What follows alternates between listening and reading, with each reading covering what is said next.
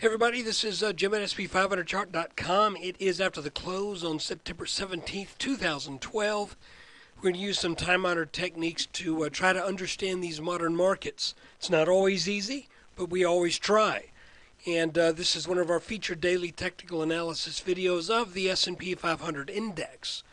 Before we get started, I always need to remind you that the website and the video are for educational purposes only. And, excuse me, nothing stated at the site or in this video is intended to be used as investment advice. I can draw lines on charts, but you have to draw your own conclusions from your own research. And you need to make investment decisions that are suitable for your personal financial situation. I am not a licensed financial professional. I am just a guy who draws lines on charts. So let's take a look. Okay. We're looking at a 30-minute chart, and here is this channel between these two darker orange lines that we've been watching. And I tell you what, since we have nothing on the chart right now that is green, I'm going to change these to green, make them stand out a little bit more. So from now on, we'll make them. Oops, I made that way. I'll tell you, we'll make that one a little darker too. So there. We are now looking at this green channel. Pardon me for doing that. It's just that orange didn't quite stand out enough between this purple and this brown and the light orange down here. So we're looking at this channel between green lines. And I mentioned over the weekend that even though the market got up over this top line, that you cannot count on a rising resistance line that is a channel top, and this one is rising. You cannot count on that serving as likely support once the market comes back to that line. And the reason is because a break of a rising channel to the upside does not signify a change of trend because you're already going up. What it signifies actually more often is you're blowing off the top. You've reached a point at which the market has gotten ahead of itself because it was rising in an orderly fashion. Back up. Go even further back. Here we go. I have to adjust this line just a little bit when I go to the 1-hour chart. And when I go back to the 5-minute chart, I'm going to have to adjust it again. But you get the picture. For the past 2.5 months, the market has been in a rising channel.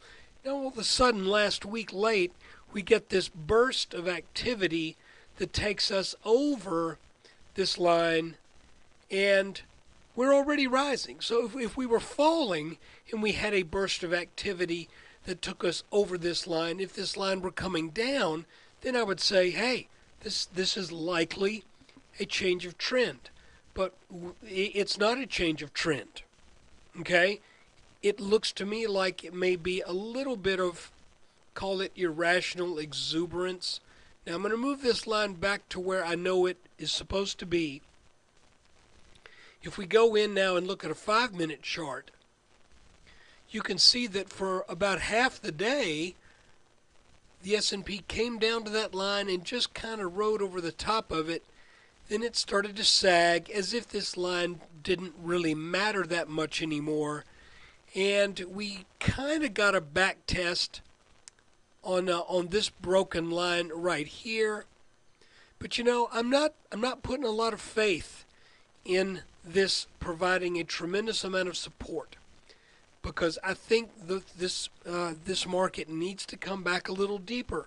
I don't think a temporary move down today of losing about what was our high, 1475 down to today's low of 1457.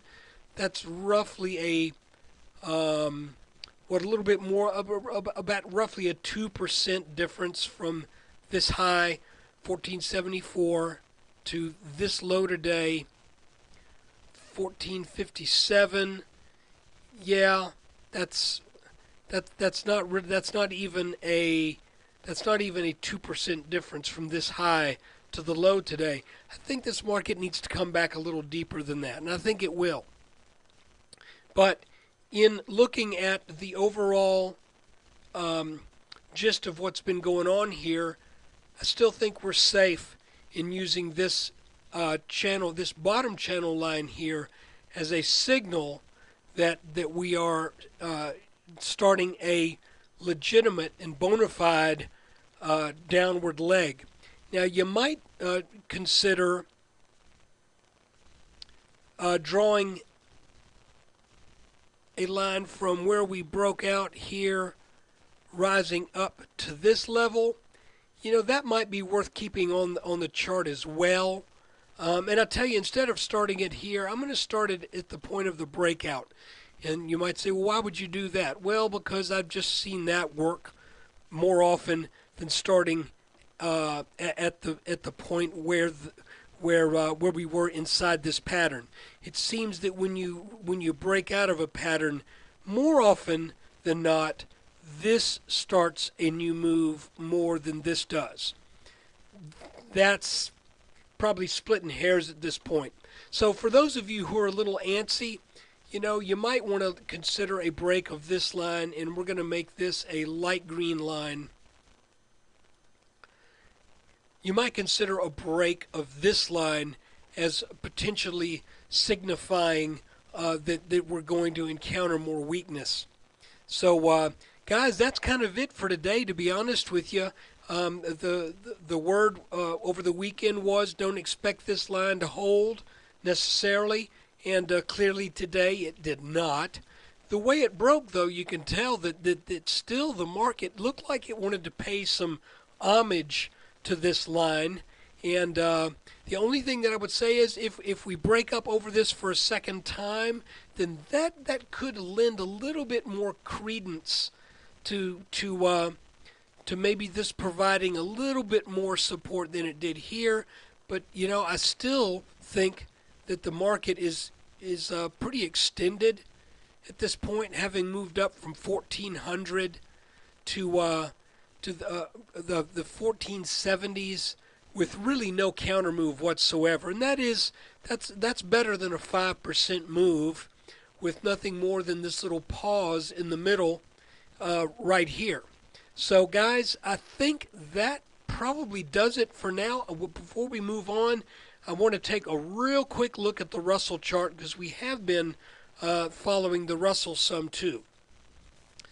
I mentioned over the weekend that the Russell was coming upon its all-time high, which was back here in 2011 at roughly, where was that? I don't remember exactly. We'll call it 868, I think, something like that. And you can see that today, hold on. There we go. There's my black line. Don't know why that disappears on that chart. You can see that last Friday we came up to that level. Today we gave much of that move back. And conversely, or not conversely, and if we do our little channel line right here, trying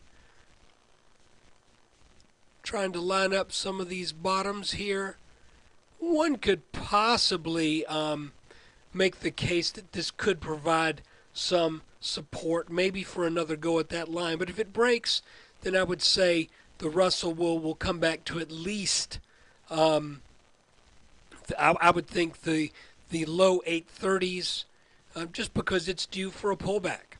So guys, I think we will let that stand for now. Just to refresh your memory for those of you whose short-term memories are not too swift. In the S&P, which is what we do mostly here, this is the line to watch as far as I'm concerned. If this line breaks, then we should be setting up a downward leg. If this line doesn't break, I'd hang with it. But that's just me. So guys, thanks for watching. And when I say guys, I don't mean that in a sexist way. That's people. That's synonymous with people, friends, whatever. Matter of fact, there could be a group of girls sitting around and go, "What are you guys up to?" And I know that's wrong, but that's me. I'm not always right, and we know that from what we've done here at SP500chart.com, where I think we've got a pretty good track record over the past couple of years since I've been doing this YouTube channel. But I'll be the first to tell you, nobody always gets it right, and I am right in there in the mix. So guys, thanks again for watching. Take care.